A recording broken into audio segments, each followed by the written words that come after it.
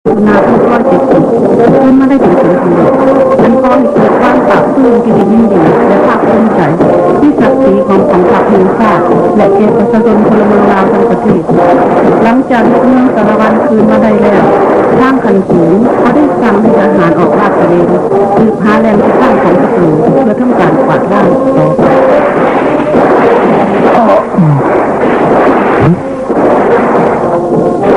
พาคนเจ็บกับไข้เขาจะยื้อตั้งห้ามเอาไว้เดินเขาเลย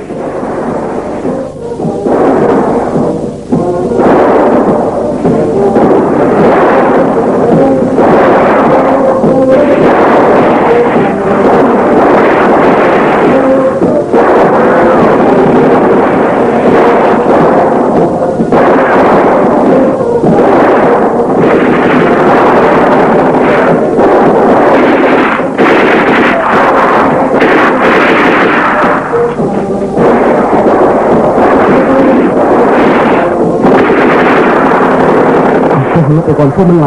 ลองเลย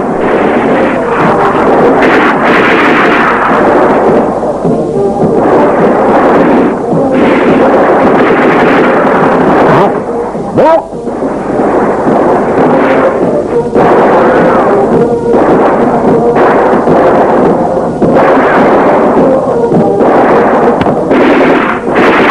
ผู้กองเอาคนนั้นเลยผู้กอง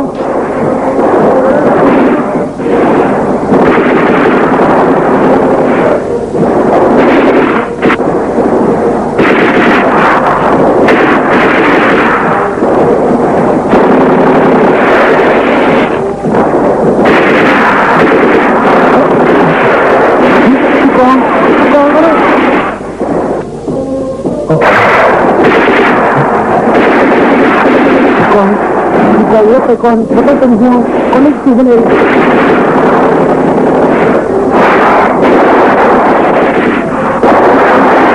มีขอไปเรือหาย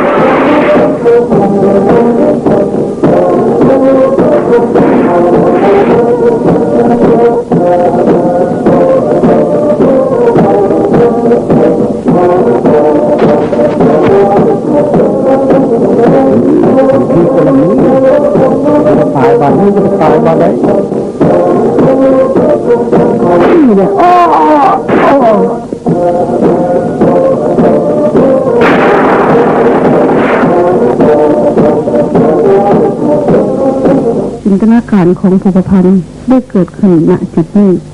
และนี่เองคือที่มาของภาพยนตร์ลาวเรื่องมั่นใจสาวสารวัน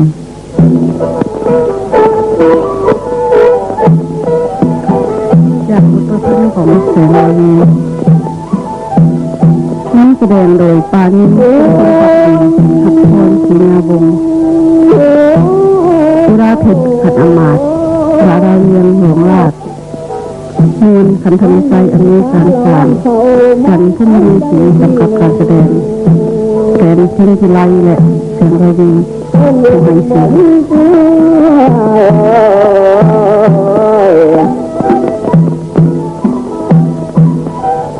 เดี๋ยวนี้ทั้งเมืองจะเล่นขึ้นดังลังเป็นพลทหารไปกองทัพมีน้ำใจกองเนื้ออันก่อทำมาที่ใดไปตัวให้แต่ละวันนั้นลูกงานฟังสบายเดือดร้อนโลกนี้จึงจะเล่นแล้ว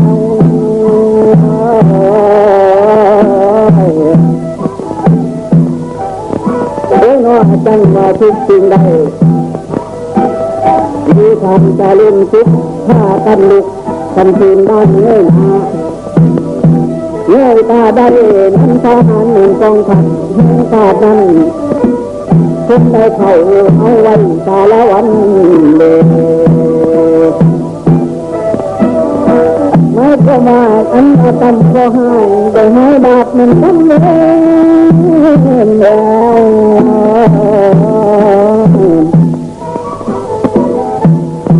เป็นน้ำลายทหารหันอันต่อยต้องกินก่อนเมื่อจังลูกงานอันว่าให้ตัวแทนสบายบ้านดีเจริญเลยเนี่ยเป็นเดินจนเพียนพอ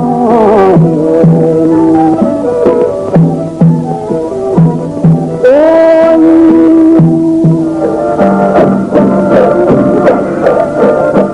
เตี่ยลงสารวันเตี่ยลงเตี่ยลงสารวันเตี่ยลงเตี่ยลงสารวันเตี่ยลงไผ่บ่เตี้ยเป็นเตี้ย8 ปีเอ้าเตี้ย น้าบ่าว โอ้ยมันยังก่อนเฮ้ยจะมันเอิ้นให้ยังรู้ ย่างไว้ไว้ดู เอาลุกขึ้นสารวันลุกขึ้นลุกขึ้น ฟ้องเตี้ยสารวันอยู่หันละมันต้องเข้าใจจะเกลือแล้วนะเจ้าน่ะ ย่างไปสารวันย่างไปโคบวกแก้วเบากำลังเตี้ยสารวันมวนขนาดบุคคลจะมาคัดจังหวัดว่าเบาเลย น้าบ่าวบ่ต้องไปเตี้ยดอกน้าบ่าวเอ้ยโตเจ้าเองก็เตี้ยพอแห้งอยู่แล้วล่ะ ก็เตี้ยแนวของเบามันเตี้ยกันเด้จะให้สูงได้จังไดก็ มันน้าบ่าวลงสมางมาไม่ควรจะ ไม่ ช่วย ได้ เจ้า ดอกบ่ได้ดอกแม่เจ้าสั่งไว้ก่อนตายว่าบ่ให้เจ้าเฮ็ดเรียกทุกเฮ็ดเรียกนัก ตามใจน้าบ่าวติตียางซ่าหลายระวังผีหลอกมันยางมันหลังเจ้าด้วยนะ อย่าเว้าแบบนั้นแม่ผีกับเบามันบ่ค่อยถือกันตกใจมัดไม่อย่างนั้น มันไผมันนอนหลับอยู่หัน ก็นั่นดิ น้าบ่าวแล้วเขาไปเป็นใกล้ๆดูดูไป บ่ดอกบัดเรือว่ามันบ่เป็นคนนั่นดิ โทษน้าบ่าวเอาเอียงมาเว้าเอ็นดูกับตาแล้วว่าเป็นคน มาบ่าวว่าเป็นผีได้อย่าเด้อ เอาคันน้าบ่าวย่านหลายกระทาคอยอยู่นี่เด้อเขาเป็นผู้เดียวก็ได้ แล้วเป็นตายยังไงก็ต้องอยู่ใกล้ๆกันดีกว่าอยู่คนเดียวนะมาเอาไปน้ำอุ้ยอะไร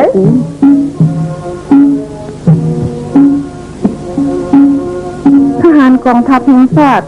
คือจะถือพวกศัตรูยิง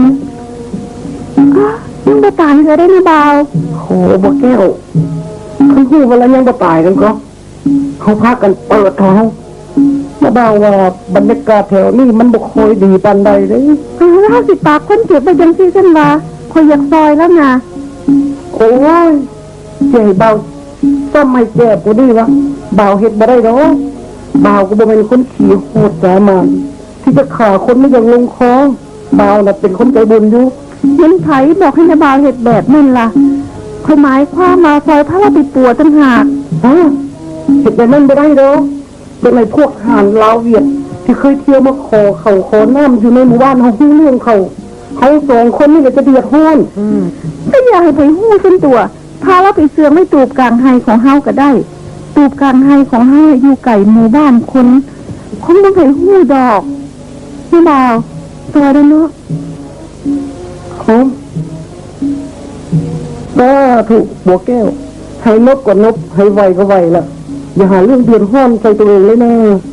เขาชี้ขาที่แกงเรื่องไหนจะย่างหัวเขาที่มันเรื่องของเขาอยู่เฉยๆดีกว่า น้าบ่าวอยู่ว่าคนบ่มีความกตัญญูต่อชาติบ้านเมือง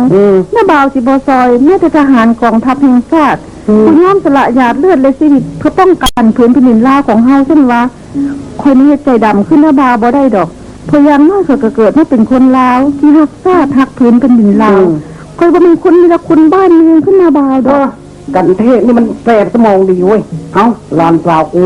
ตกลง เป็นเจ้าก็ซอยอุ้มเข้าไปเพิ่นแน่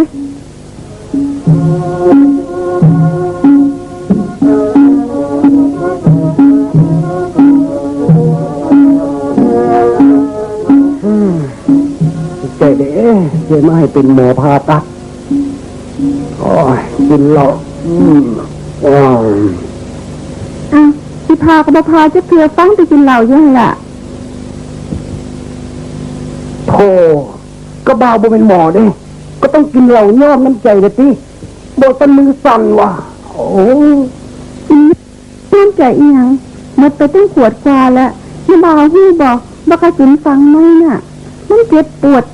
ขนาดใด บ่ต้องย่านเอาใบยาของบ่าวโปะเข้าไปโลดมันนั่นสิเศร้าเจ็บเพราะยาของบ่าวนี่ก็ผสมกันตั้งหลายอย่างอ๋อเบิ่งไหมมือมันยังบ่เศร้าสั่นเถื่อดื่มอีกอ้าวกินก็ไปอีกก็ไม่เมาเลยบ่ต้องไปพาเอากระสุนออกล่ะนี่เด้ใบยาของน้าบ่าวนี่คอยกระตำไว้ให้ละเด้ ดีเจ้าฮู้บอกว่ายาของบ่าวนั่นก็ผสมอีหยังแด่มันเป็นตำราเก่าได้มีเลือดแหดใส่เลือดหมูใส่เลือดหมีใส่เลือดโอ้บ้ามือมันสั่นอยู่เว้ยเอาสั่นเป็นสั่น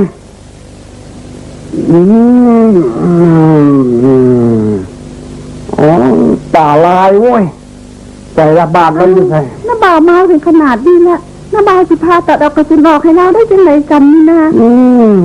ใช่นะก็จะวานั่นแหละติโอ้ยบาดแผลเราอยู่ใส่ว่ามีตั้ง4-5 บาทคุณวะโอ้ยน้าบ่าวกระดาษกระบาดเดียวหุ้นตัวเจ้าเมาเหล่าแล้วก็ไปตัวที่เพื่อแดนหลายเอากระสันบ่าวลองเบิ่งโอ้ยมือสั่นโอ้ยตากระลายเจ้าพาเองซะบ่าวบ่จักเฮ็ดดอกโอ้ยอย่างน้อยเฮ็ดเองซะบ่าวเมื่อยหลายแล้วโอ้ยวินหัวเพราะว่าน้าบ่าวน้าบ่าวตายหลับไปแล้วบัดนี้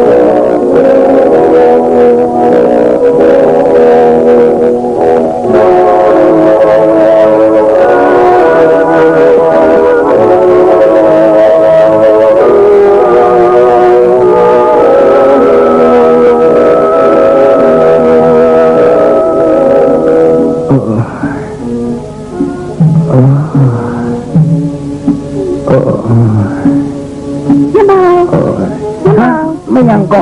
กำลังนอนแซบโอ้อ้ายเรียกคือเข้าตีบ่ต้องยากอีหยังดอกบ้านนี้มันปลอดภัยสำหรับอ้ายเสมอเจ้านี่คือบัวแก้วนี่เห็นอ้ายนอนสลบที่ยิ่งหนองเมื่อเช้านี่ก็เลยพามาป่วยอยู่นี่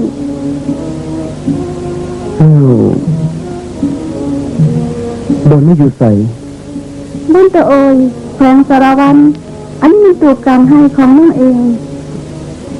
เป็นอย่างน้องโบกขึ้นมานั่งทางที่น้าเบาเขาต้มข้าวเปียกไว้ให้นายจะไปตักไม่ให้ใครจะป่วยนะใส่อีกแล้ว ใส่บ่าวแล้วเนาะบ่เห็นบ่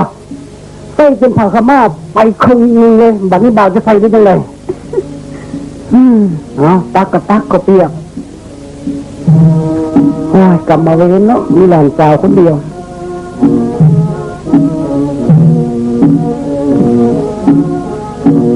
อ้าวที่ไปถือจะเป็นปืนของศัตรูแม่นบ่ ฮะกระสุนปืนแม่นแล้วจะนั่งเสยอ้ายไว้เป็นวะ อย่าเพิ่งทานอย่างเลยไอ้เน้นผักผ่อนดีกว่าจะมีระบาวสูงสิตักข้าวเปียกไม่ให้อ้ายกินอ้ายกินข้าวเปียกแล้วจังสิมีเงินแล้วนะ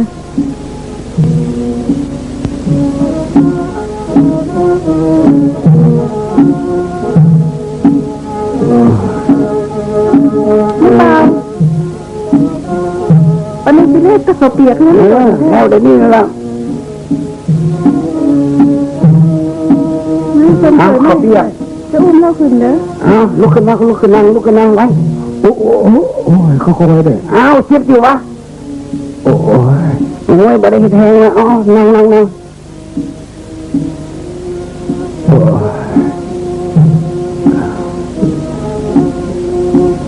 กสิป้อนจะเปียกอ้ายเลยอ้ายกินหลายๆเด้อ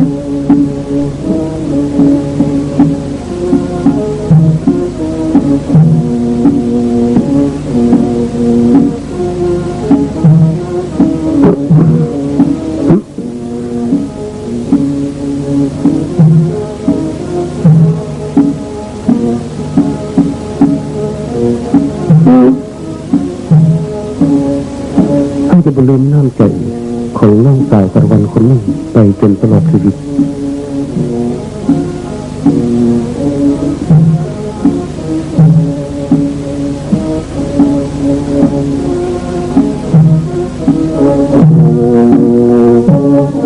จากวันเป็นอาทิตย์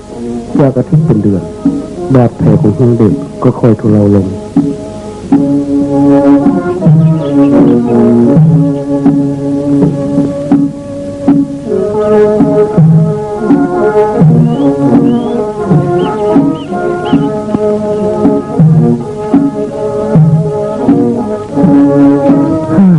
ได้อยู่เส้นอยู่สายแบบนี้ก็ยังใครเดินตลอดเวลา4 อาทิตย์ไม่เป็นนอน กระบาดของให้เดือดมันบ่เป็นใครเห็นเลยอีกประการหนึ่งถ้าแก้ผ้าอ้ายออกไปงานเล่นแก้ก็ยันพวกที่บ้านนี่พวกทหารศัตรูเห็นว่าเดชทำไมจะเป็นผู้เดือดร้อนแมนบ่ล่ะ ไอ้เลยไม่ต้องเห็นภัยนอกจากแก้วกับดาวสูง ไอ้เดือดเดือนหาแก้ปัญญา นี่หาเรื่องให้อ้ายเลยที่บาทนี่พูดว่าอ้ายเราไม่อยากให้มีมนุษย์ในโลกเลยนอกจากฮอด2 คนเท่านั้น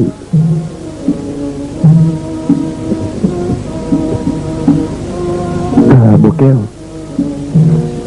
ไอ้ว่าไปตามใจไอ้ขึ้นบัวแก้วไอ้บ่อยากให้บาทของไอ้เศร้าเลย อ้าวเป็นหยังล่ะ เพื่อว่าแก้วจะได้ป้อนเขาไอ้ตลอดไปจังไดล่ะ โถถ้าไอ้เดือดต้องการจังเส้นแก้วกับปฏิบัติอ้ายได้เสมอ บัวแก้วนั่งดีตัวไอ้แท้ๆ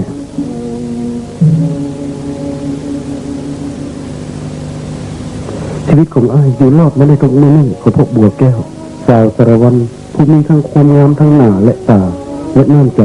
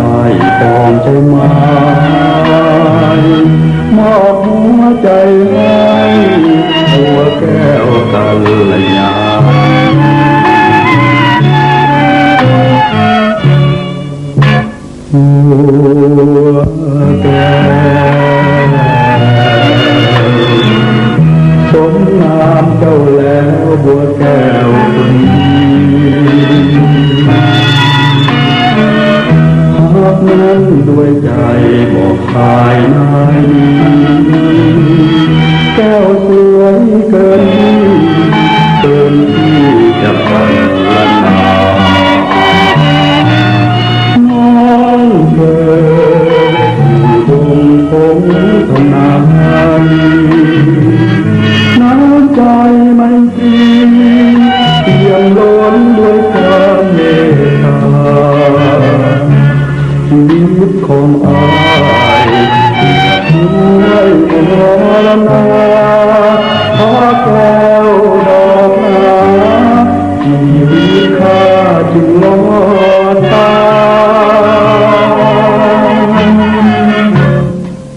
บัวแก้วเห็นใจ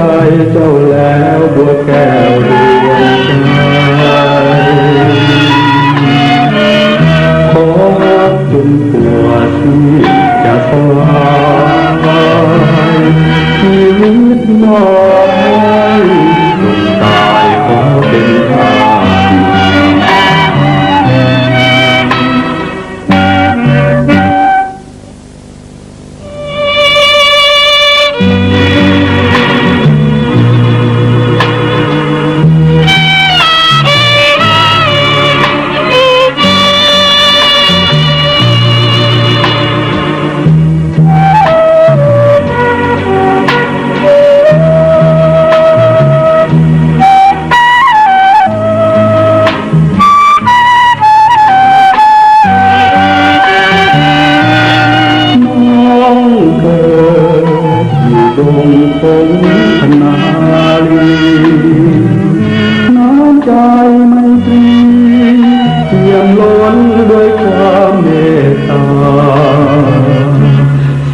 ส ของอายด้วยมรณาขอแก้วดอกนาชีวิตข้าจึงลอยตา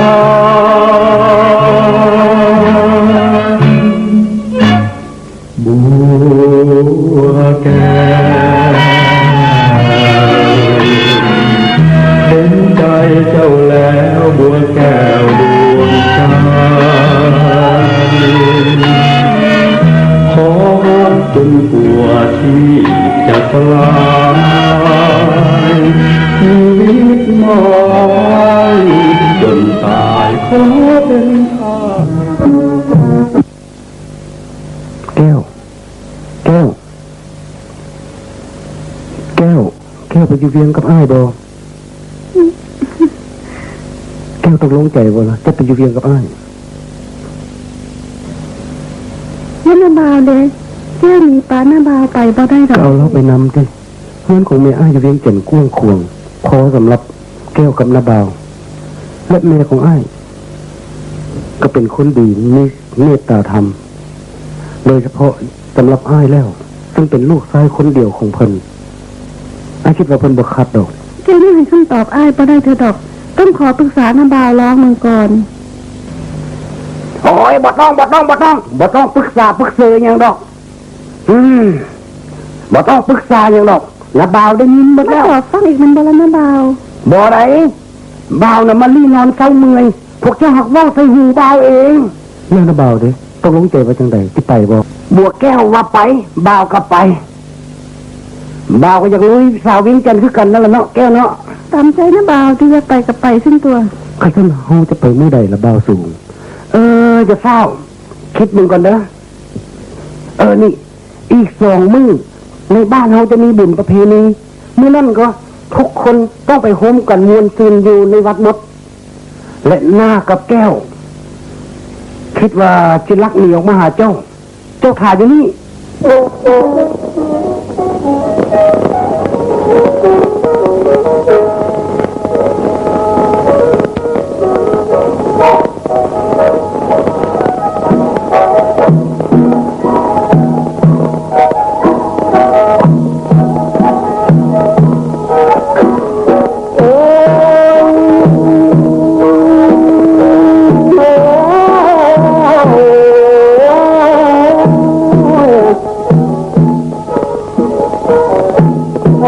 ตาละวันเศร้ามองไปได้ที่หนึ่งเจ้า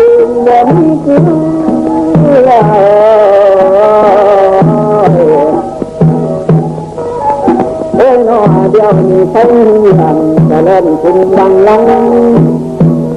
คุณพงอนทหารไฟกองทัพไปกินเสื้อเป็นทัพ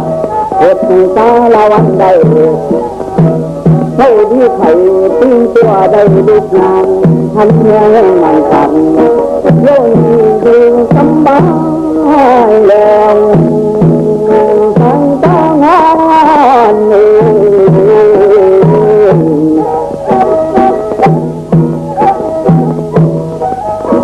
อ้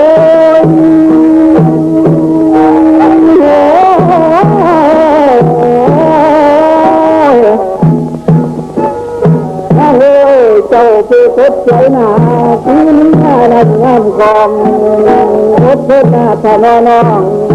น้องเสียตำน้องเดินลอยหงเลยนะ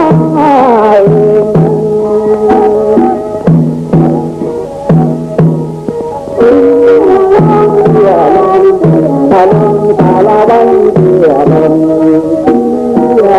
ตาลาวันเสียลงโอ้ยน้าขันมาเสียลงเลยตาลาวันในบุคคลยืนขึ้นในงานงานหอมละบน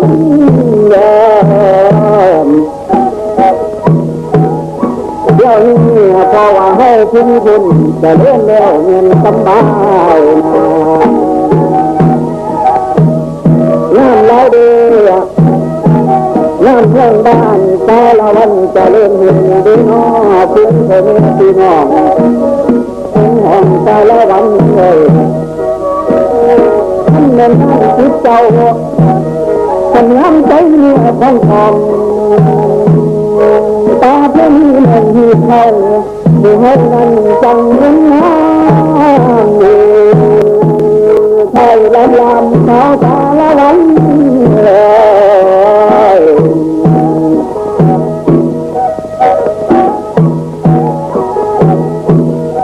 โอ้ยน้าจังว่าเขาน้ำเกลือธรรมดาต้องมีครูดีน้ำกันแล้วอ่อนแอนมีจนเกี่ยวเงินไปกันเลยตาละวันเที่ยวกันเที่ยวกันเที่ยวกันตาละวันเที่ยวกันเที่ยวกันเที่ยวกัน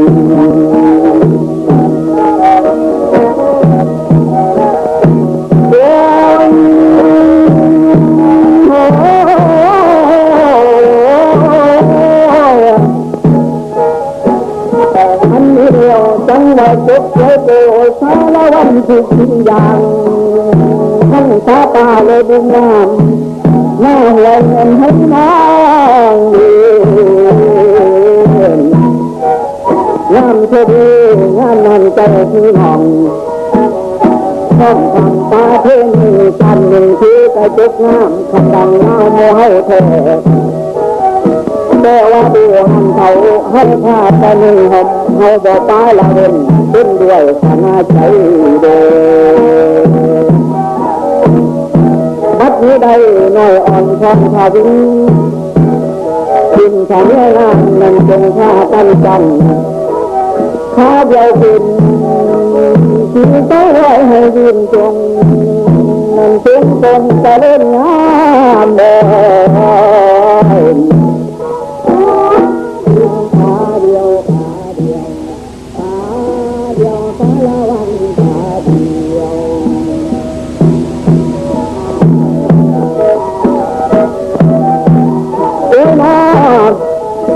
จังไหนต่อไม่เที่ยวเที่ยวจริงมันจบ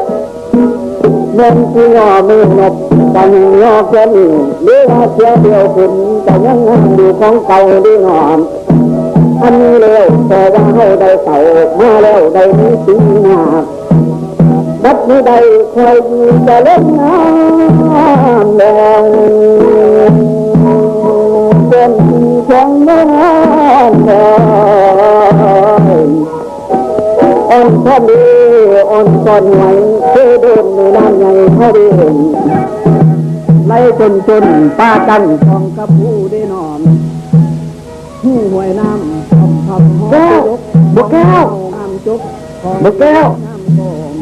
บัวแก้ว ท่านเน้น อ๋อเหนื่อยเด้บัวแก้วบัวแก้วบัวแก้วบัวแก้วบัวแก้ว มาเบา เอ้าก็เดียวว่าขึ้นเฮือนแล้วสะดอกโอ้ยกลัวที่หนีพวกนั้นมาได้ก็เกือบตายเลยบ่าวแลนมาจนหอบเมื่อย แล้วมาเบามีเสียงเรียบร้อยแล้วบ รั อบ รองเลยนะเกี้ยงอลอด ตั้งแต่ฟ้าไปติตอนเองเด็ดขึ้นถ่าเฮาก็แห้งแล้ว หา ล่ะ ไปไว้เลยสัน เอ้ย สาวสารวันเอ้ยเตียลงสารวันเตียลงเตียลงเตียลงเตียลงเชิญเข้าสารวันเชิญเข้า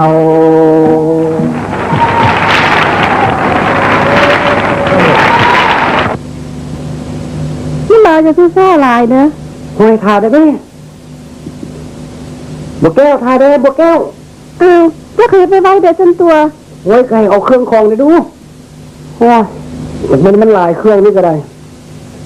มาเบาจะหอบเอายังไปลายกระดอกกระเดี้ยแท้ก็ ก็เอาซาดไปปูนอนเอาไม่ฟอไปกวดเป็นตัว อ้าวแล้วฉันเป็ดได้ซะนะ ก็เอาไว้ข้ากินเจ้าไม่อยากกินลาบไม่ต้องเลือดเป็ดนะ โอ้ยน้าเบาก็ได้จะจะหอบไปเถอะคอยว่าน่ะ มันบ่อึดอยากถึงกับที่ต้องตายดอกนี่นาเบาอยู่ใส่กระเพาะได้กินอยู่ดอกไปมัน โอ้ย แหละ เสียดายแท้เว้ยนี่ก็ทิมนะเอาทิมก็ทิม นางเป็นเจ้าหน้าแม่เป็นองตีปนาดาประอัดจิให้เป็นตัวแม่ในหม้อเจ็บแบบแม่ใจกัน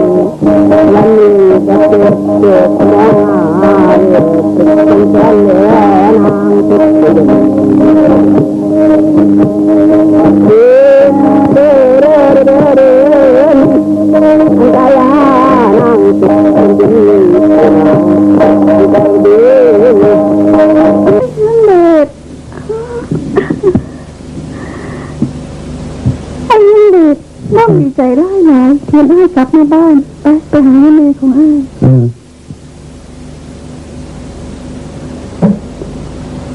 ตามเลยไม่ก็กราบไม่เลยเลย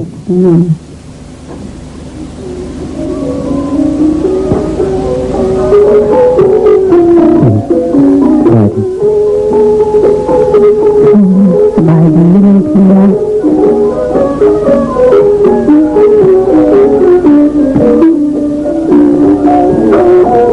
สบายดีหลานชายโอ้หลานชายสามารถด้วยกันขบันเด้อนิดหน่อยเลยซาโบแกออกมาแหละคงจะได้หัวควันกันบัดไงแหละน้องขาเบิ่งกันแล้วกันสบายดีค่ะ สบายดีสบายดี จะได้หลานนี่หาคุยอะไรยังแล้วให้หลาน ยังก็ได้ก็ยังหาอยู่ ระวังเลือกผักได้กินบ้งเด้อ ไม่อ่าก็ได้อันเพราะนั้นมันไผ่เลยอ่า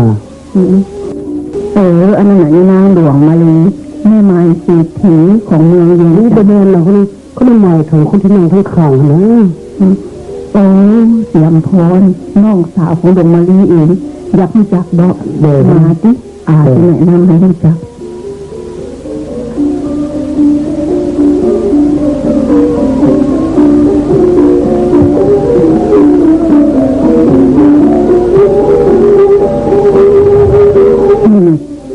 ขอแนะนำให้รู้จักกับดวงมาลีกับน้องสาวเสียมพรแฟนไอ้เฮงเด็กของเจ้าดีที่ได้รู้จัก เป็นดีที่ได้พูดจาก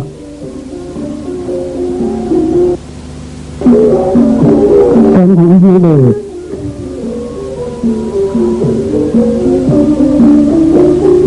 สบายเราสบายอยู่ด้วยสบายอยู่หรอก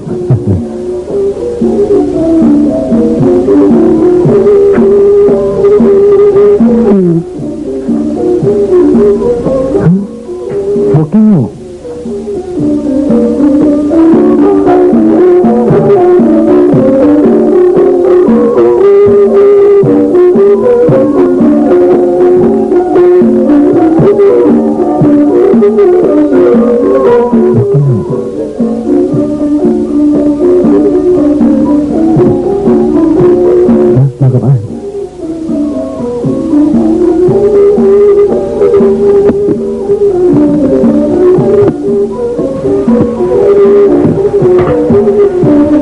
แก้วนี่คือท่านพญาสุนทรทำพิทักษ์นะใบพระตลอดเลยมันเป็นเพื่อนฮักเพื่อนแพงของไอ้แล้วพอกันนะนี่คือบัวแก้วเคยเศร้าเหลือชีวิตของเขาได้เอาไว้นะโอ้แบบนี้ก็ต้องเป็นหลานไพ่ของลุงละดิจึงจะเหมาะสมเงินบาลานเด็ก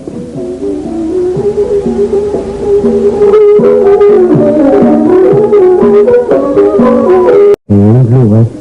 ฮะแฟนของไอ้เฮียเด็กโอ้ย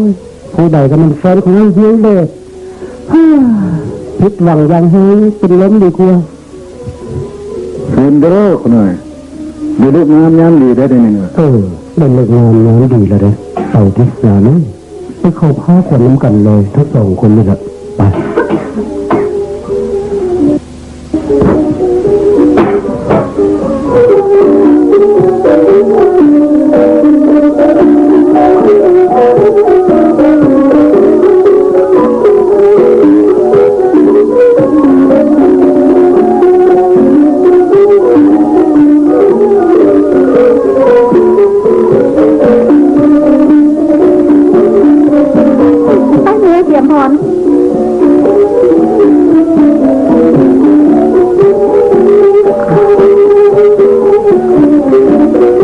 บัดนี้ก็ได้เลิกงานยามดีสิโลนพิธีสู่ขวัญแล้วเนี่ยต้อนรับการกลับมาของไอ้เฮิงเดชขอเชิญเนี่ยพ่อเนี่ยแม่ทุกคนจับฝ่ายจากภาคขวัญซะเพื่อเป็นสิริมงคลดวงมะลิเสียมพรวานทั้งสองมาชิมเมื่อแล้วสันวันนี้ฮะบุญเจ้าคนนี้ครูน่ะสอนไม่งาดแบบใดตาบัวแก้วเห็นอย่างบ่มีผิดจักเม็ดมาตรการนุ่งเครื่องกาสิดีกว่าพวกเข้าอีกซ้ำคนนี้ป้าท่านพญาสุนทรกระพ้อยเป็นไปนำจูงแขนเป็นยังอันนี้ทางเด็ดไม่พอขวัญเพราะวันที่เต็มดอกเห็นมันจะสมัครคนนี้ป้าเขาต้องให้ตรงที่แต่ว่าก่อนอื่นต้องปัดโต๊ะให้สะอาดก่อน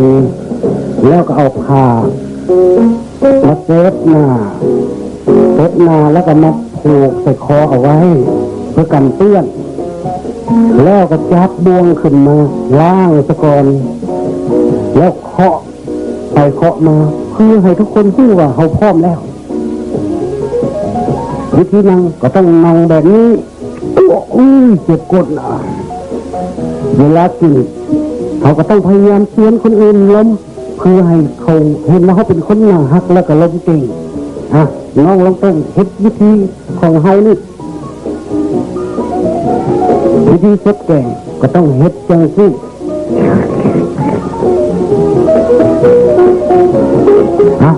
ลองเฮ็ดบ้างดูไปกินไป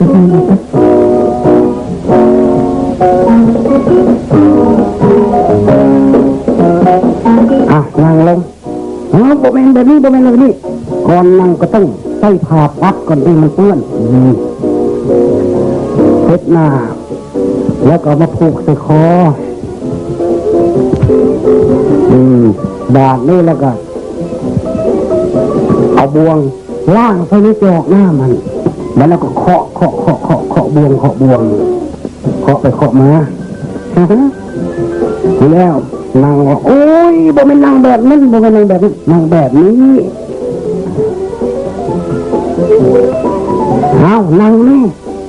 ในครูสอนนี่นะดีละบาดนี้วิธีซดน้ำแกงเฮ้ยบ่แม่นแบบนี้เขาต้องซดแบบนี้นะเบิ่งในครู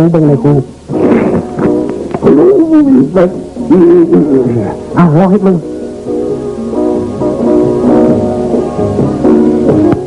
บ่แม่นแบบนี้โอ้แล้วครูสอนแล้วบ่จื้อว่านี่เฮ็ดแบบนี้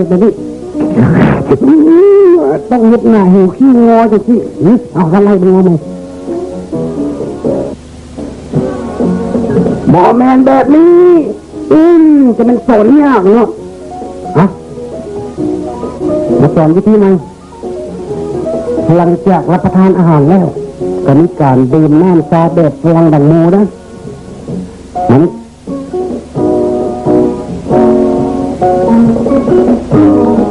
วิธีผสมน้ำชานี่ก็ต้อง ต้องเฮ็ดตามครูบอกเขาต้องเงินน้ำตาใส่ถ้วยเฮ็ดแบบนี้เข้าใจป่ะแล้วก็เอาน้ำตาลใส่ก้อนเดียวเด้อบาจากนั้นเอาบวงคนยกน้ำตากันโอ้ลืมไปธรรมดาน้ำตามันหดหลังจากรับทานอาหารแล้วก็ในการอวดเครื่องหนึ่งได้บ่านี่ถ้าเขาไม่นั่งอยู่กับทีนี่ก็แขกมาในงานก็จะบ่เห็นเครื่องแต่งตัวที่งามของเขาเพราะฉะนั้นเขาต้องย่างโซเดินโซไปโซมากันทีหลังวิธีย่างเขาต้องย่างในมารยาทในการย่างเขาควรย่างแบบนี้1 2 นะเอา ยังต้องมีแอบอดนนะใช่ไหมครู อ้าวก็เพื่อว่าเฮ็ดให้ตัวเฮานี่ก็เป็นจิตเจนใจของแขกที่มาในงานนั่นแหละที่ก็เจ้าจะได้ย่างเพราะว่าเขามีเครื่องงามและก็เป็นคนมีมารยาทดีเอาให้ย่างมาดูโอ้ยย่างโอ้ยบ่ไหวบ่เป็นแบบนี้มันเงินนี่ต้องย่างแบบในครูสอนย่างโอ้ยเดี๋ยวพ่อแต่ว่าการย่างต้องใส่เกิดเป็นสูงเพราะเวลาแต่งตัวหรือว่าออกรับแขกต้องใส่เกิดเป็นสูงใส่เกิดเป็นสูงแล้วย่างไป ไปใต้ตายเนี่ยป้าเขาได้หนักจะได้ไปก่อนนะคนนั้นน่ะป้าก็ต้องไปคือกันพวกขาไพ่เนี่ยพนัดเอาไว้ดวงมะลิให้รถไปส่งป้าได้ด้วยโดยเขานะไม่ครูเลยเขาไหมเราจะเลยเนาะมาที่ก่อนดูเลยเอ้าเข้าไปเขาได้เอาให้คักๆเลยไม่ครูเด้อถ้าฮอดมือสู่ขวัญไอ้เฮียงเดชต้องให้คนหัวขวัญมันมัดทุกคนเลยเด้อไม่ครูโอ้ยแม่นความเจ้าได้ดวงมะลิแม่รับรองเลยเขาเลยไม่เลยทาหัวคนเราเองก็เล่ากันนะเรื่องหลอกต้มคนเขาเลยเก่งที่นี่เป็นจังไหนล่ะความคิดของหลวงมาลีน่ะฉลาดลักแหลมบนนี่ครูโดยเขาเนี่ยทั้งลาบทั้งแหลมกันเลยไปเดี๋ยวคนนี้ป้าไปทีหลังจะเข้ากันก็ได้ยังไงจะป้าก่อนเขาไม่มีเรื่องอยากจะค่อยเนี่ยเชื่อใจในคู่ทุกอย่างคอยดูยิ่งเดินไกลดอกนี่คู่จัดการไปตามสบายโลดเรื่องเงินเลยคนนี้เงินขาเจ้าต่างหากเลยพระท่านจ่ายเขาเลยจ้าจีบเลย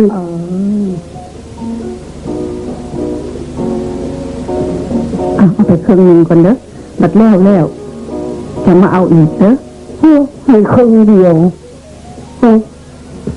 ฮ็ดแบบนี้มันก็ผิดสัญญาแล้วพี่ที่เราตกลงว่าจะจ่ายเขาในมดในมื้อนี้บ่แม่นหรอก็มื้อนี้คุณยังบ่ทันมีหั่นเด้คุณจะบ่พอใจก็เอาเงินคืนนี้เขาไปจ้างผู้ใหม่ก็ได้เรื่องไหนอย่างคืนไปที่ร้านสวยไปได้เงินครึ่งเดียว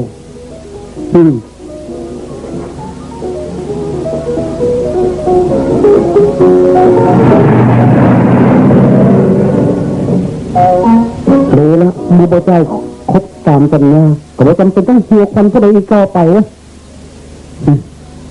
เขาจะสอนนางนี่มั้งให้เป็นคนมีมารยาทดีซ้ำ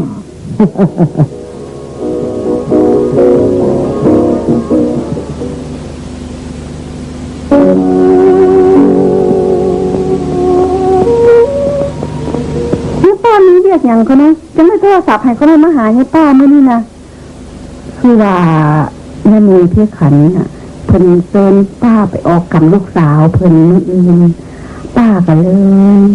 ตามที่นี่มันบอกเลยป้าเรื่องออกกรรมก็ต้องการเล่นไพ่แม่นบอกกันหน่อย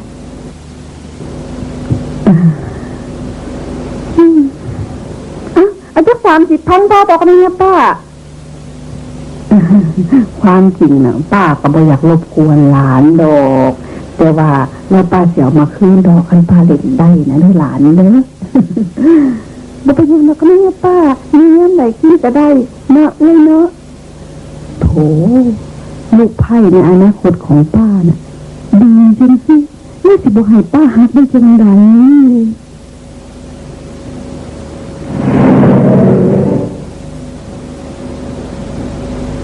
ป้าคือมีเสียงรถแล่นมาจอดอยู่หน้าบ้านซะนะนี่บุญสูงฮะ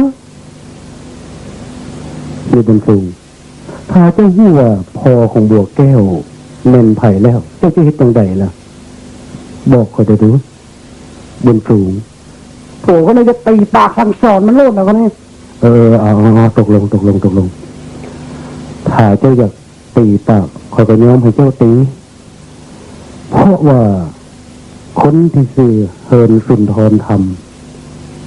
และพอของบัวแก้วก็คือตัวคอยเองฮะ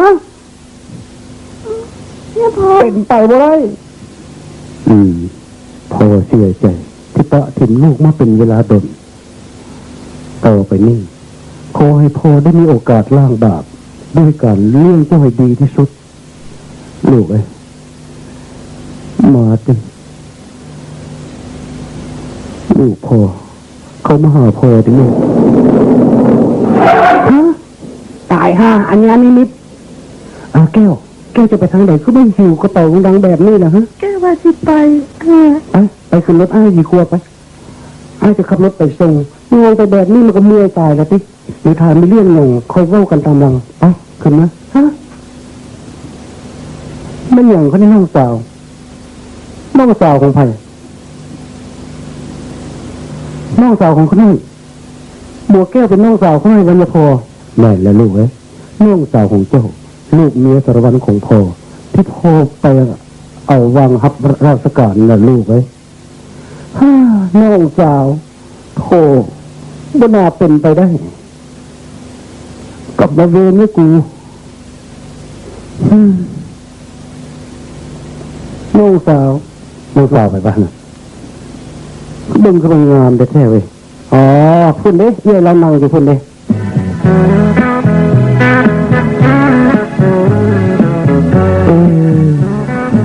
เฮ็ดจังไดเขาจึงรู้จักกับเพิ่นวะเขาจึงแนะนำมาตัวเองเลยโดยต้องห่วงเรื่องนี้ก็ดีแล้วที่ไปเถอะ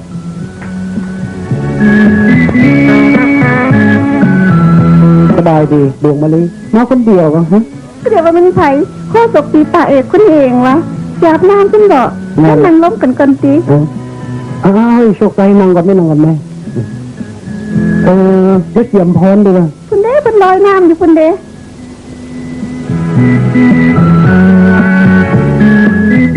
โชคใจ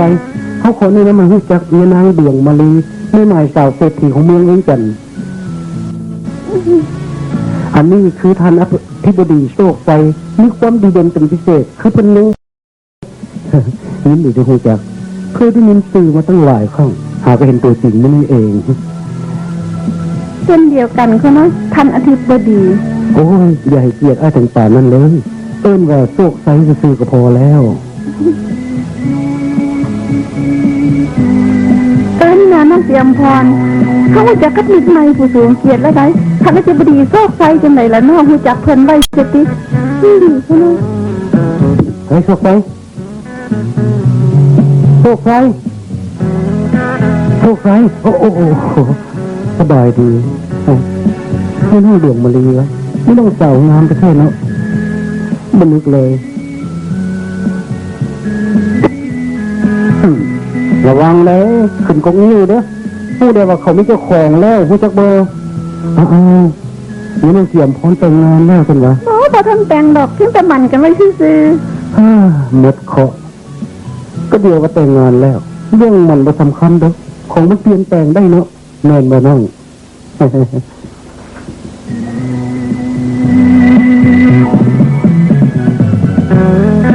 ไม่ดีเนื้อบ้านเถอะนุ่งหนาวจนสั่นหมดแล้วทุกทีกันหนาวแล้วติ๊ลงไปเจอในน้ำตั้งแต่มาฮอดขึ้นนะลาเมื่อกันเลยสีทนไอ้ดอกไฟที่เมื่อมีจากกันได้แล้วเมื่อหนาฉันพยายามน้องอยู่เงี้ยเลยเด้ออย่าไปอย่างดอกเมื่อหนาพบกันใหม่หวังว่าคงจะบรังเกียจถ้าอ้ายจะขอพยายามฮอดเธอไม่พอมีอย่างยิงละติ๊ไอ้เจ้าไฟต้องไปกระแทกได้แน่นอน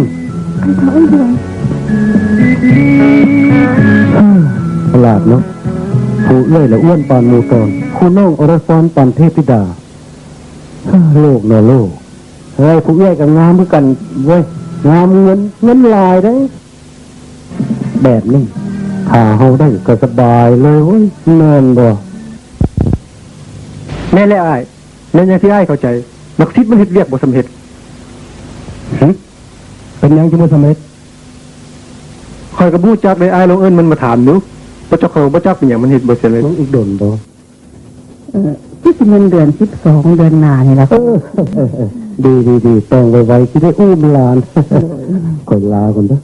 ที่ไปเรียกบนอื่นอีก เตือนก่อนนะ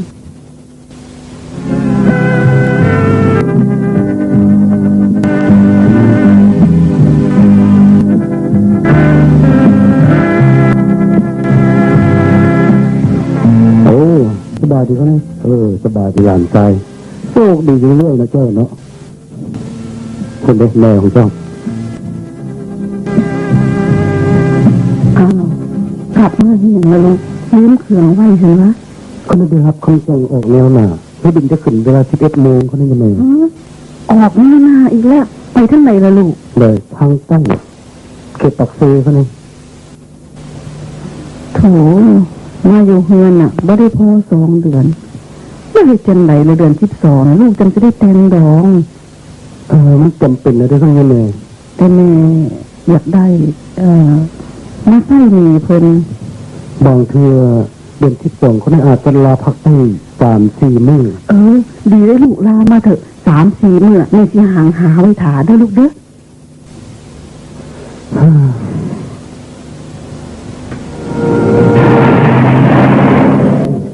กูน้อมเชียวเขาแต่พวกมึงจื้อไปเด้อบักใดเท็ดเวียกพิษคืนทิมมาใส่กูแล้วบักนั่นแหละมึงตายเรียนเอาเราไว้กูกินเลยดูไปร้อย เสียวได้มึง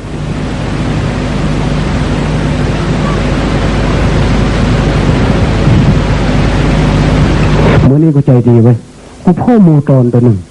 ทำท่าจะลงหมอง่ายๆมึงพูดว่ากูคืออธิบดีโศกใส มึงรู้จักบ่เพราะว่าบักโคศกคนนั้นมันเป็นครัวให้กูตายเว้ย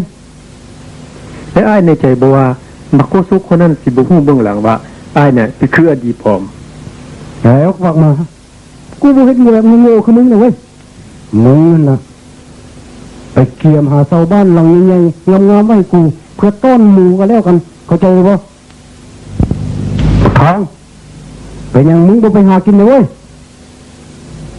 คอยก็บ่มีเสื้อเด้เสื้อมันบ่ทันแห้งเทื่อน่ะ มึงนึกเลย คอยบ่มีทรง แรงเด้ล่ะ มึงนอนอยู่หันบ่ไปหากินเด้อเลยมันไปยังบ่ไปหากินเลยนอนตายอยู่หันมัดมือ คอยก็บ่มีเกือบหน้า พวกนี้เด้วางไปลิ่นไพ่อยู่บ่เป็นยังบ่ออกไปหาลักซกจกฮอกันเด้ โอ้อ้ายเจ้าก็ฮู้ตัวว่าเดี๋ยวนี้ตำรวจมันซุ่มในแต่ลิ้นไผเดี๋ยวนี้เจ้าก็เห็นตัวว่าคอยลิ้นต่างกัน เอาไปปันกันใจแล้วจะฟุ่มเฟือยเด้อเอาไป เฮ้ยหาผู้ของกูตัวครับ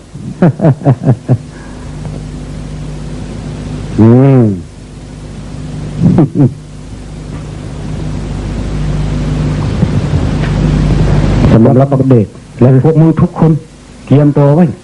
ของเที่ยวนี่สำคัญราคาแพงจะมาโหดพวกมึงต้องเฮ็ดเวียกกันให้มันนักเท่านี้ อ้ายเจ้าบ่ต้องย่านเอาไว้เรื่องนี้บักเด็ดบ่เคยเฮ็ดเวียกผ่าน หรือถ้าพวกมึงพลาดอีกกูจะป้าให้อึดตาย ส่วนกูระยะนี้ต้องห่างพวกมึงจะหน่อยก่อน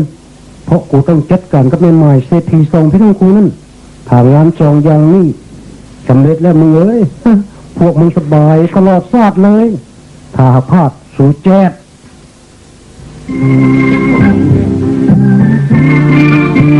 ลูกไปใส่นะเตรียมพรมาจะไปหายาป้านางพญาสิเดชสักหน่อยเรียนเพิ่นตั้งเกือบอาทิตย์ละป้าเป็นห่วงแม่ยาท่านบอกว่าเป็นหยังดอกน้องเบ้นเพิ่นโดนแบบนี่น่ะแสดงว่าเพิ่นมีเงินเล่นไพ่เป็นปกติดีนี่ว่าสิเพิ่นหลายมั้ยอีตนผู้เฒ่าเด้อติว่าท่านได้เป็นลูกไพ่อีตนกันเล่นเนาะ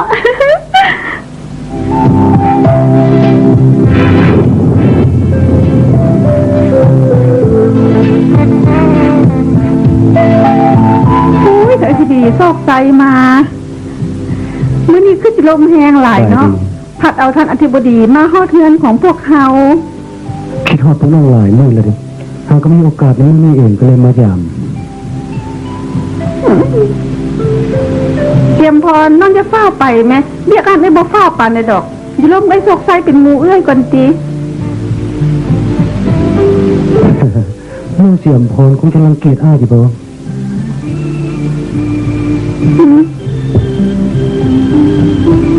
โอ้ยบ่แม่นจังซั่นดอกน้องไฟเพิ่นไปเรียกให้เสียมพรเรียกอันนั้นน่ะบ่ฟ้าวปานใดดอก ไปติไปล้มก้อยซอกใส่อยู่ทางเฮือนเป็นหมู่ก่อนไปให้ซอกใส่มาก็ไม่ได้เสียมพร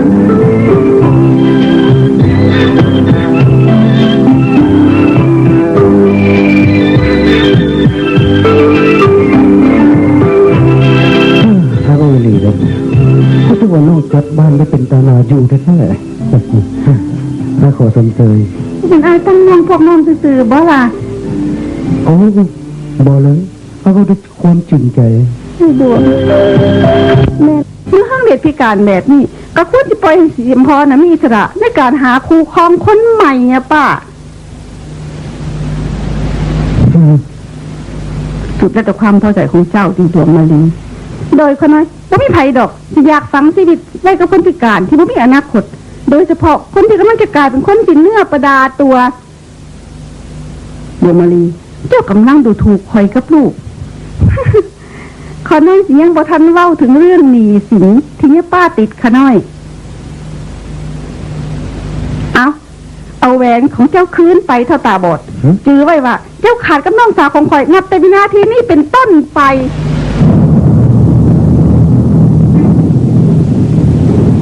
ให้อภัยให้เถิดศาสนาของเขาคงบ่เคยทำบุญร่วมกัน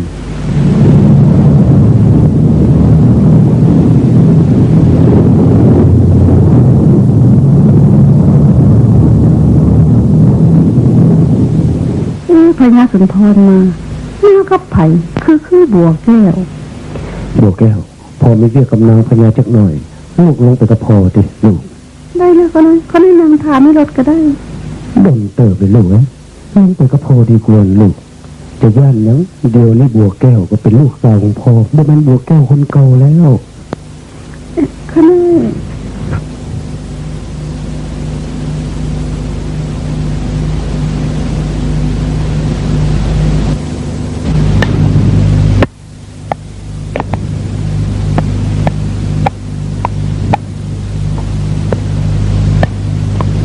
สบายดีคนนั้นท่านพญาเพื่อนนางคนนั้นบัวแก้วบนสูงไปยืดท่านพญาแล้วว่ะนางพญาของพระราชใจขันคอยบอกว่าบัวแก้วเป็นลูกสาวของคอยเองลูกสาวแม่แล้วนางพญาของจือได้ว่าทำไมเป็นบ่าวคอยเคยไปรับราชการอยู่สารวันแล้วไปได้กับแม่ของบัวแก้วคนนี้แหละโอ้ตอนนั้นน่ะนางพญาสุนทรออกกำนิดใหม่ๆไม่ได้ไปน้ำเมนบอกว่าแม่แล้วสมัยนั้นก็การเดินทางไปมาระหว่างเวียงจันทร์สารวันก็ยังลำบากอยู่บ่ไวว่าปรับคือสมัยนี้และบาดง่ายขึ้นมาคอยก็เลยบริฮับเอาแม่ของบัวแก้วซึ่งขณะนั้นกำลังมีท้องบัวแก้วอยู่มานำโอ้คนนั้นเข้าใจแหละหมายความว่าบัวแก้วน่ะเป็นลูกคนละเมกับนิมิตแม่หนังก่อนนะอุ้ยบัวแก้วดีใจน้ำแท้ๆแต่เดี๋ยวว่าเป็นผู้อื่นผู้ไก่ตั้งที่ได้กันเป็นหลานเองนาบาวเชิญนางก่อนที่โดยเขาแน่ ผูกกระวัดยัดดีได้ไหมครับนางก็นางนาบาวนางทั้งอี้ที่โอ้ยมาเงินหลังนี่เขาเลยบอกเคยนางตั้งอี้ดอกจังเลยขี้กาดกินโคตรเหมือนกันเลยโถอันนั้นมันคนละสมัยจะไปถือสาทอสมัยเดียวกันนั่นแหละเขาเลยยังไม่สมัยเงินเป็นไงยังไงแล้วเขาไงเฮืองเด็กมาหาญาลุงพญาสุนทรที่ลูกเพิ่นมากับลูกสาวของเพิ่นบัวแก้วจังเลยล่ะ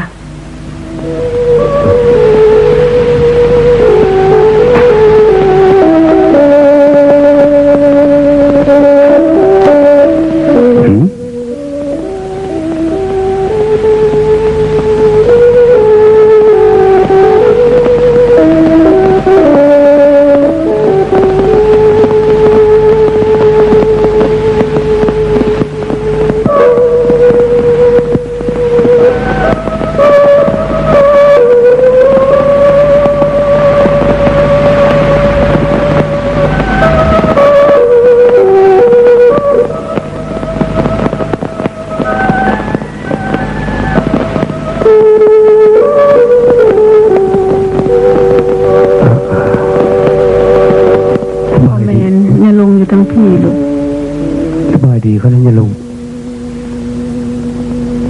ห้องเด็กหลานบ่เห็นหุงเลยวะล่ะ ตาถึกสะเก็ดลูกแตกหน้าขากำนี่กระถึกกระสุนปืน โถ่เอ้ยขอให้อย่างแบบนี้มีดวงมะลีเสียมพรหุ้งหรือยัง หู้แล้วแล้วก็ถอนมันไปแล้วคน อ๋อ เพิ่นรังเกียจความพิการของลูกชายเขาน้อย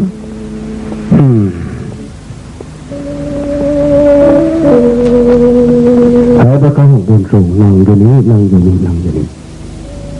ต่อไปก่อน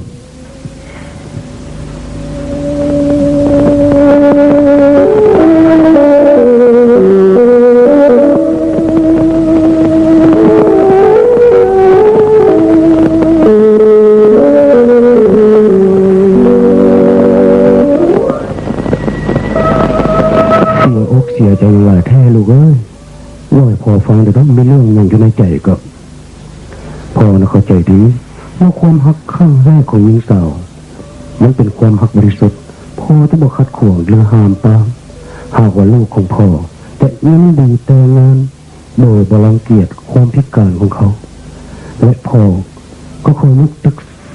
สิทธิเดชเดชาซึ่งรถจำนำเป็นของพ่อแล้วให้เป็นของคนไว้ว่าของเจ้าทั้งสองคนนั่นแหละ นี่พอ เงยหน้ากันที่ลูกเอาไว้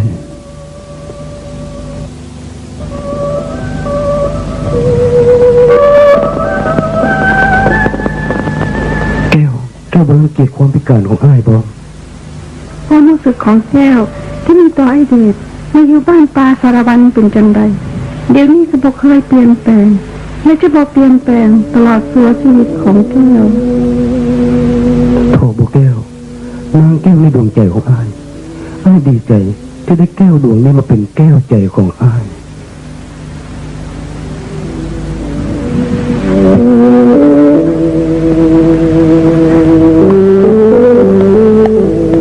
โอ้ยหลานก็มีความสุขอ้าวเล่นอย่างว่าบอกกัน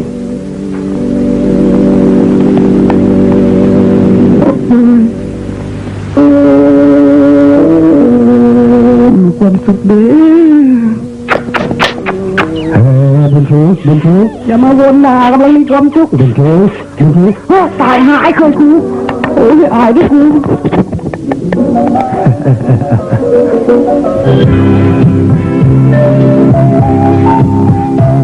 อันรู้สึกยินดีและเป็นเกียรติที่สุดที่วันนี้ทั้งสองให้เกียรติมาร่วมรับประทานอาหารที่เรือนอ้าย บ่เป็นหยังดอกไอ้โชคใส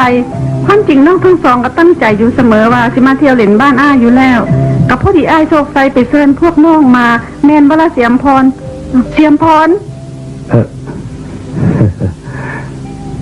เอาละก็ต้องขอโทษละลายเด้อ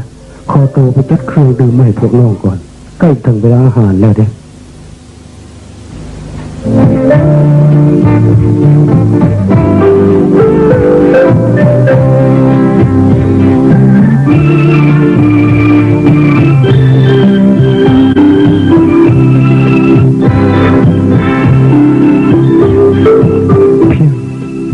ตื่นมามัดโจกเถอะ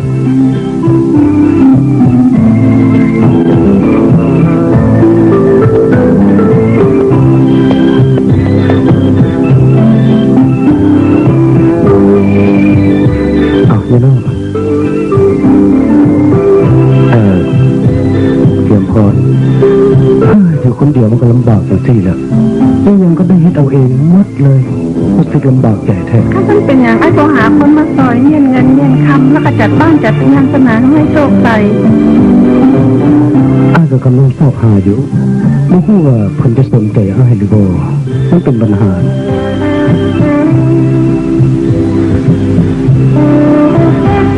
เอาโซนน้ำดื่ม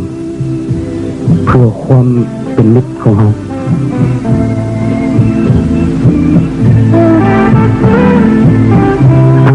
น้องเตรียมพร้อมไปยังบ่ดื่มล่ะขอบใจน้องดื่มบ่เป็นน้องเกลียดอ้ายติ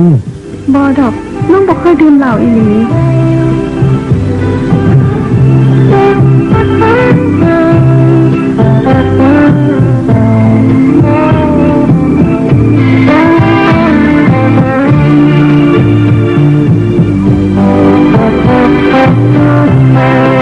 สียมพรดื่มสิเขาจะไม่จะถือว่าน้องรังเกียจอ้ายได้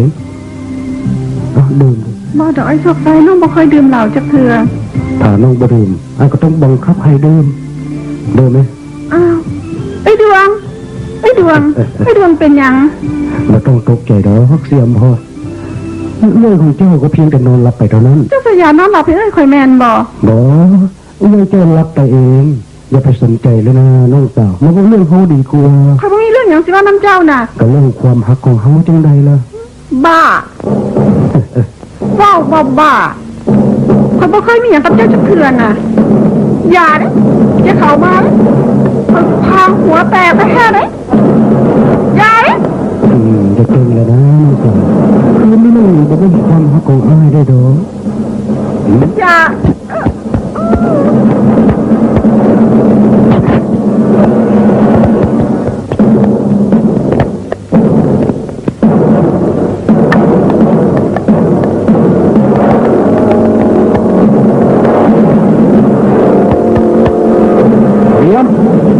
เรียม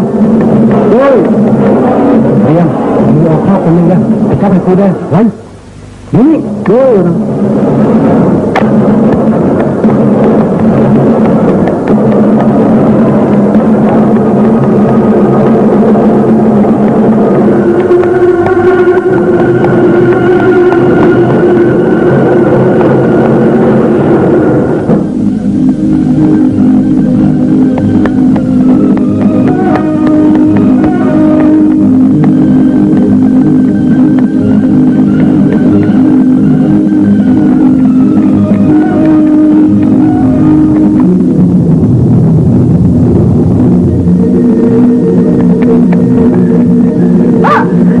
มานี่ตัวดีมัน ไปกู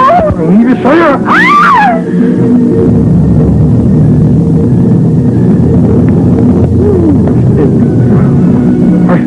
เฮ้ยยุดก่อนเลยดีนะ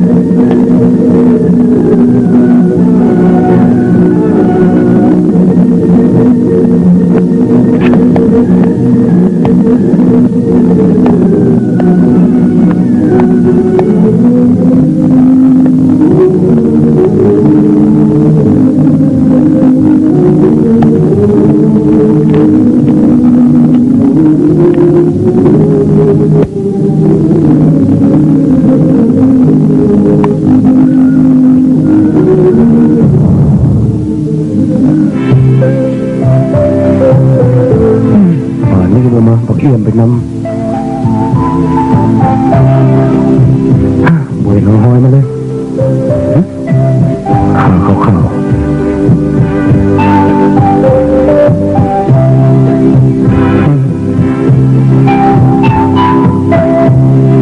มันทำไมวะเดี๋ยวให้น้องเอาก็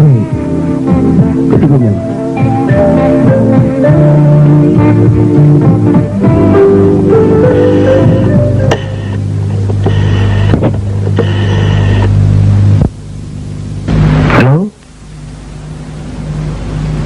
มันจะใส่ก็มันไทยเปล่าสิไทยเปล่ามีสิทธิพงษ์เด้อให้ตัวมาเงินเขาจังหน่อยเด้อเขามีคนเจ็บพิเศษให้ตัวรักษาย่อย ทำน้ำง่าย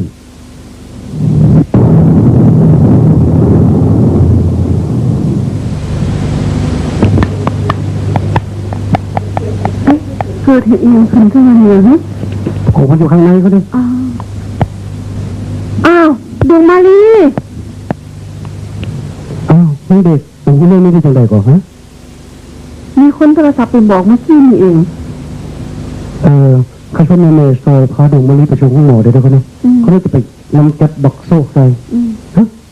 บักโซกใส่เขาไปนำที่ชิตพงศ์ไปนี่ประตูไม่ตูนบอกไป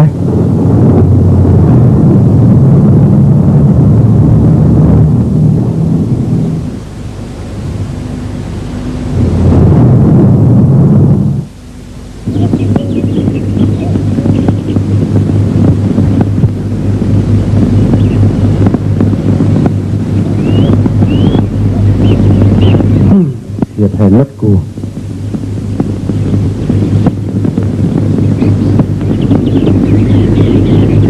เฮ้ยตื่นลุกไปคนคลองไว้ลุ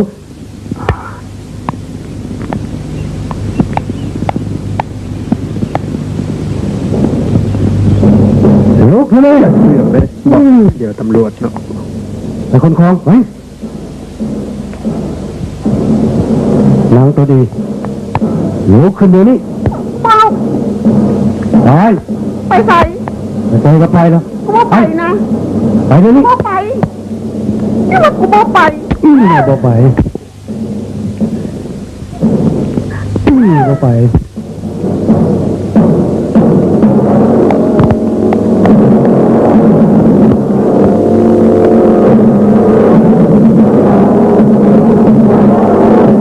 สายห้าตำรวจ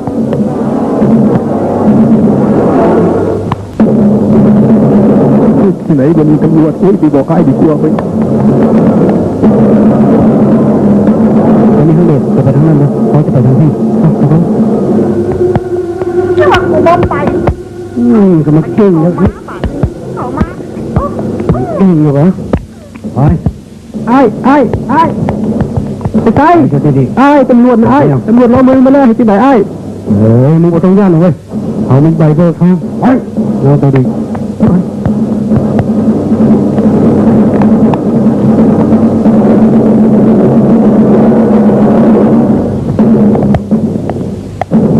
กายภาพตัวคุ้มกันทั้งหลังไว้โดย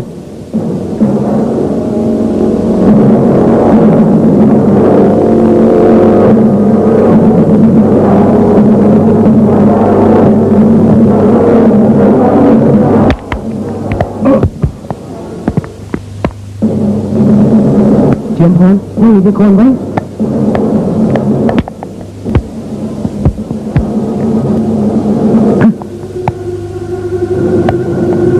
ผู้กองได้ไหมนะ ตอนเขากับพวกใส่น้ำพุ่นเลย ถ้าท่านมีเงินเปิดคุณให้สองตัวนี้เอาไว้นะปักตึงมันแหละเขาจะนำไปเป็นผู้กองเอง นี่ใส่แปดประเทศนะ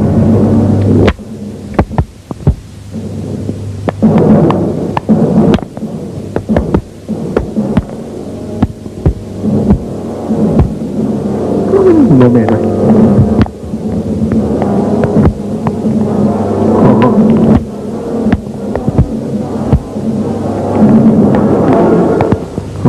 สลับกันไ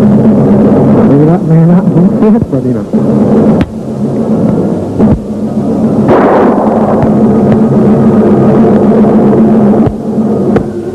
แต่หาที่ใครกูจะ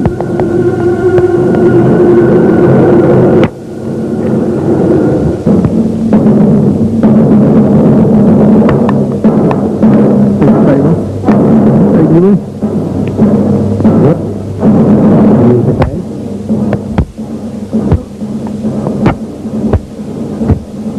มานี่ไปเข้าคุกซะเลยดี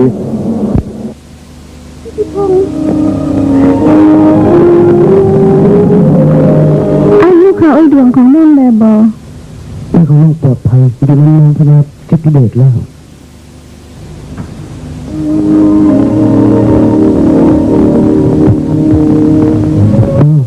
มีคนเด็ดนะมาแล้วหนึ่งเขาดิ ได้เขาไอ้กิติพงศ์ นั่นกำลังยังมาดิสบายขอแนะนำตัวเองนะคันห้อยโทยังเด็กเด็กซา ไอ้นั่นเด็ก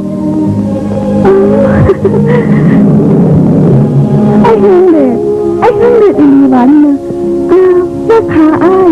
ตาอ้าย เขาไม่จำเป็นต้องแนะนำก็ได้ที่เราเคยเด็กนอกจากจะบอกว่าเสียมพรคือเจ้าสาวในอนาคตของเขาฮะใช่วะเขาก็แสดงความยินดีนำเนื้อเขาก็แสดงความยินดีนำตัวก็กันในที่เรื่องข้อว่าตัวได้ห้อยเอกแล้วประมาณละไม่เองตัววัชการที่กระติกนัดให้ตัวไปเฮียนไปที่น้ำห้องได้หรอแน่นอนตกลง ไอเด็ดก็ได้เนียนเนียดละติอาสาออกหลบจนตาบอดขาขาด โธ่เสียมพรนี่จะว่าเสียอ้ายเลยนะอันนั้นมันเป็นความประสงค์ของยมเมย์อ้ายต่างหากเพื่ออยากให้จิตใจของน้องดวงมาเลยเท่านั้นแต่ถึงอย่างใดอ้ายก็ฮักเสียมพรก็น้องสาวคนหนึ่งของอ้ายโดยเฉพาะเสียมพรคือดวงใจของชิตพงศ์เพื่อนฮักของอ้ายแม่นบ่ล่ะไปเอาไปทำมือเถอะ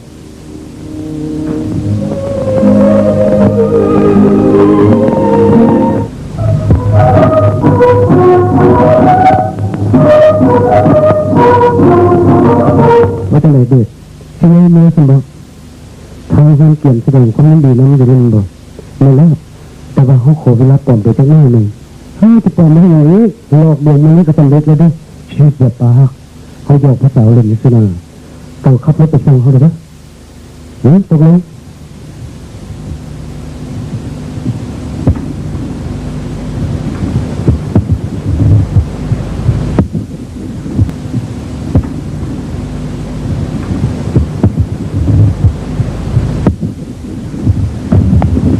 ขอแสดงความยินดีนั้นเลยบัวแก้วได้ให้เด็กของเจ้าน่ะได้เรียนหมดขอแสดงความยินดีนั้นเจ้าคือกันที่มีคนเลือกเป็นนายตำรวจเอ๊ะเพื่อนไผ่บอกเจ้ากับบัวแก้วใกล้เดือนที่เป็นคนบอกนะคอยกระบาสิมาแสดงความยินดีและขอบใจไอ้ยิ่งเด็กที่ไปซอยคอยว่าจะถือโซ่ซอยจับไปนั่นเอ๊ะเสียมพ่อหนูยังมาว่าไอ้เด็กสิไปซอยจะได้จังใดที่ยังไงเพิ่นบอกกันให้ตั้งติเพื่อร้องใจคำข่อยเท่านั้นเป็นความจริงว่าเสียมพรพาเบิ่งก็แล้วกันเจ้าในไร่พิธีประดับเงินก็คงสิกลับมาพร้อมกันกับไอ้กิติพงษ์และเวลานั้นบัวแก้วที่เชื่อว่าข่อยได้จริงหรือบ่หมายความว่าให้เดชน่ะต้องข่อยมาตลอดเวลาถ้าเป็นเรื่องข่อยจะแก้เผ็ดถึงจิ๊บแสบเลย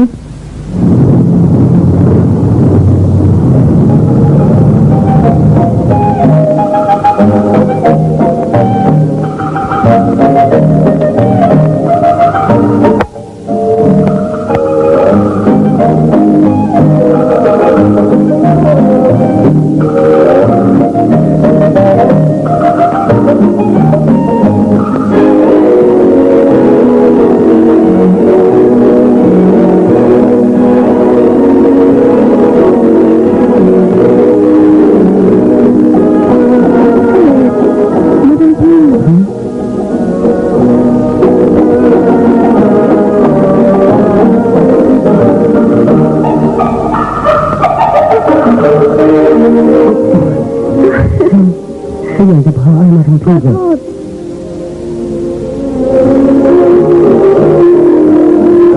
ไปที่ใต้เด่นน่ะตามว่าเดินบอด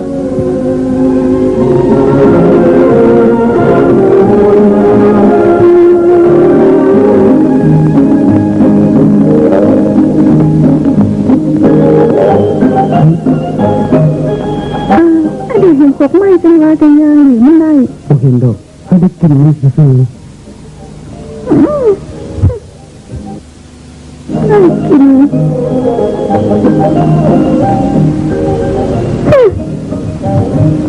เอาบัดนี้ไอเด็ดได้กินตัวเองตัวบาทนี่ไงไอเด็ดแค่ขอถอนมันเป็นยังไงบอกแก้วไอเด็ดตัวแก้มาตลอดเวลาความจริงไอเด็ดบริตาบอดขากับบริหักบอกแก้ววู้เลยเป็นยังบอกแก้ววู้เราเป็นคนบอกเองไรเด็ดสวยเลยกู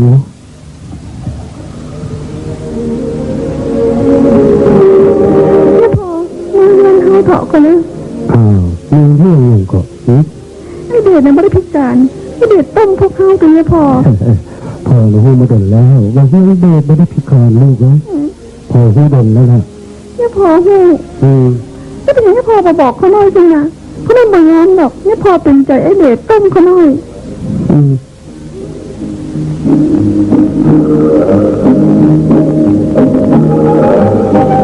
หน้าที่ของเจ้าได้ยังเด็กที่ไปอ่อยเอาทำไม ไปที่ลูกน้ำตื่นหรอเด้อ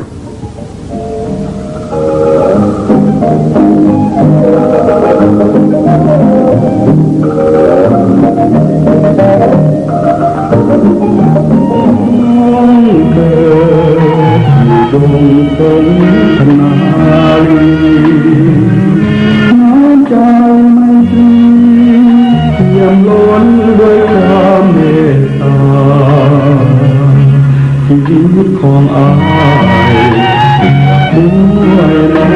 รนาขอแก่